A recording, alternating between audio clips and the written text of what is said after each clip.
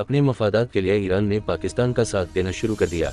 जुनूब मगरबी पाकिस्तान में गवादर पूरी तस्वीर चीनी मीडिया शनहू। बलूचिस्तान में अलहदगी पसंदी की तहरीक एक दुहाई के बाद हटी है। हमेशा से ये कहते हैं और हमने देखा है कि यहाँ पे जब अलहदगी पसंदी की तहरीक जोर पकड़ती है तो 2-3 साल रहती है। हमने 2000 में यही देखा, फिर 2013 में ये बिल्कुल खत्म हो गई, अब फिर बढ़ने लगी है। जब ये उरूज पर होती है तो हम अपने इदारों की तरफ देखते हैं कि वो इसको कंट्रोल करें, इनके खिलाफ ऑपरेशन करें, कार्रवाइयाँ करें और वो काफ़ी हद तक कामयाब भी हो जाते हैं। हमने 2013 में देखा कि सब बेहतर हो गया था। इस वक्त ज़रूरत थी गवर्नेंस की, बलूचिस्तान के बुनियादी मसाइल पर तवज्जो देने की, चाहे वो सेहत थी, तालीम थी, रोड थे, लेकिन नहीं दिए गए। आज भी बलूचिस्तान की हुकूमत इन मसाइल पर बिल्कुल तवज्जो नहीं दे रही। वो सेमिनार तो करवा देते हैं कि लोगों की तरक्की और खुशहाली और मियार ज़िंदगी बेहतर करने के लिए बहुत काम किया जा रहा है, दूध और शहद की नहरें बहा दी गई हैं वगैरह वगैरह, लेकिन वो अवाम को दे कुछ नहीं रहे। बलूचिस्तान हुकूमत की हालत तो यह है कि इनके पास इतनी सलाहियत नहीं है कि जो इनको बजट मिलता है वो खर्च कर सकें। इस मर्तबा भी ऑडिटर जनरल पाकिस्तान की रिपोर्ट के मुताबिक कहा गया है कि 53 अरब रुपए जो बलूचिस्तान हुकूमत के पास थे वो खर्च ही नहीं कर सकी। इनके पास सलाहियत नहीं, वो मसाइल किस तरह हल करेंगे। वो आज भी फौज और इदारों की तरफ देख रहे हैं कि किसी तरह दहशतगर्दी की इस लहर को कंट्रोल करें ताकि वो अपने मामलात को चलाएं। इदारे दहशतगर्दी को कंट्रोल कर सकते हैं लेकिन इस मसाइल को हल नहीं कर सकते। इसके लिए सियासी अज़्म की ज़रूरत है जो बलूचिस्तान के सियासतदानों में नज़र नहीं आ रही, चाहे वो कौम परस्त ही क्यों ना हों। कौम परस्तों की हालत और शिकस्त बल्दियाती इंतखाबात में हमने देखी है कि मकरान का पूरा इलाका जो कभी कौम परस्तों का गढ़ होता था वहाँ अब तो तहरीक जीत गई। इसका मतलब यह है कि बलूच अवाम भी इनको सपोर्ट नहीं कर रहे।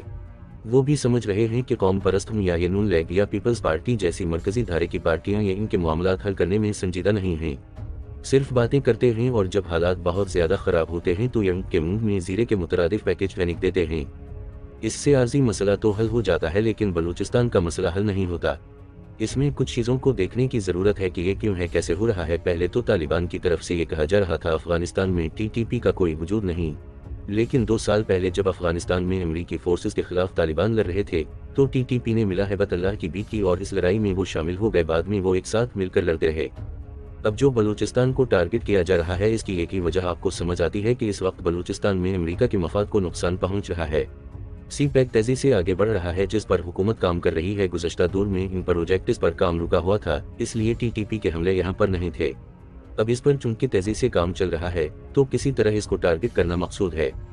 यहाँ देखें तो TTP हो या IS, इनका ज़्यादा फोकस बलूचिस्तान के शुमाली इलाके थे, जुनूब की तरफ ज़्यादा ध्यान नहीं था, बिलखुसूस कोयटा, पिशीन, चमन और शौक के इलाकों की तरफ था। लेकिन अब इनका वजूद मकरान तक फैलता जा रहा है, वहाँ इनके लोग सामने आते जा रहे हैं और वहाँ इनका इत्तेहाद है वो बरास और बलूचिस्तान नेशनलिस्ट आर्मी के साथ हो गया है। जो खुदकश हमले पहले TTP यादाइश किया करते थे अब वो BLA ने भी शुरू कर दिया है। तो अगर आप गौर करें कि मकसद समझ आता है कि पाकिस्तान के मफादात को नुकसान हो और अमरीकी मफाद का किसी तरह दिफा किया जा सके।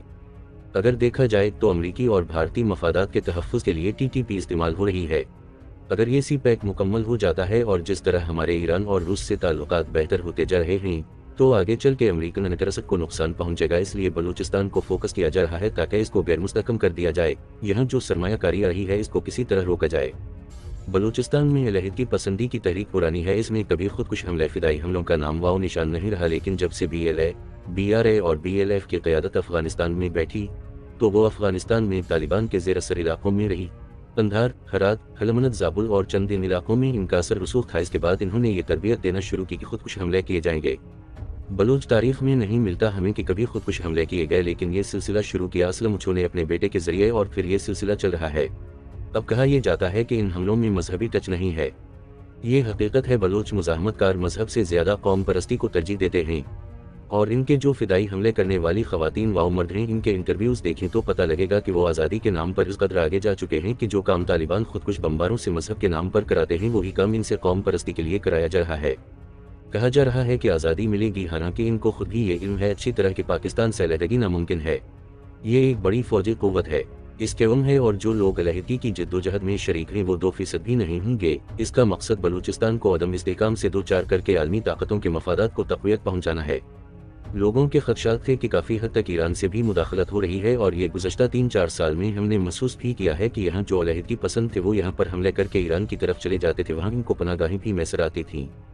गुज़श्ता 1 साल 6 माह के दौरान ये महसूस किया जा रहा है कि हुकूमत पाकिस्तान और हमारी अस्करी इस्टेब्लिशमेंट है इसके ईरान के साथ रवाबित अच्छे हुए हैं और वहाँ से अब सपोर्ट मिलना शुरू हुई है, और जो सेफ हेवन्स थे खास तौर पे जो ईरान बॉर्डर के साथ साथ वो अब तकरीबन ख़त्म होने लगे हैं।